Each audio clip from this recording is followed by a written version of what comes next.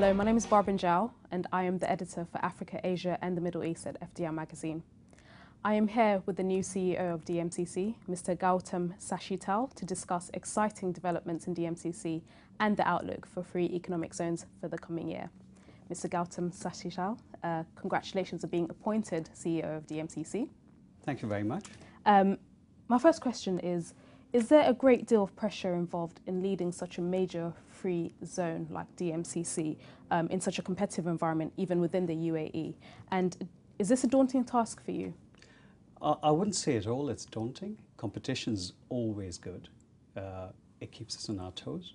It helps us innovate. It helps us create new products and services. So really, competition is what gets us going, wakes us up in the morning, and helps us excel. So today, where we are at 8,700 companies and growing at 200 a month. That means that we are always benchmarking ourselves against the best in the world, not just within the UAE, but also outside of the UAE. What are your most immediate priorities? First is building capacity. Now, if you're at 8,700 companies and you're growing at 200 a month, that means that you're going to run out of space shortly.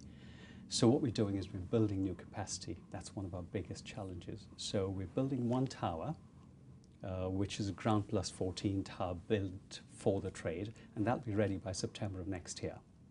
And then we're building a much bigger challenge, actually, the Burj 2020, which my chairman might have talked about. That's going to be the world's tallest commercial tower. And that capacity will keep us going for the next 5 to 10 years in terms of being able to keep the same level of growth and in fact accelerate that level of growth. The second thing, of course, and most important again, is to keep improving the customer experience. So for instance, we launched our customer portal, which has taken all of our free zone services completely online. The growth so far for DMCC, when you look at the figures, has been really astounding. Can this pace be maintained, and how do you plan to maintain this? 8,700 companies, growing at 200 a month. The 200 a month we've maintained for the last 3+ years. So what do?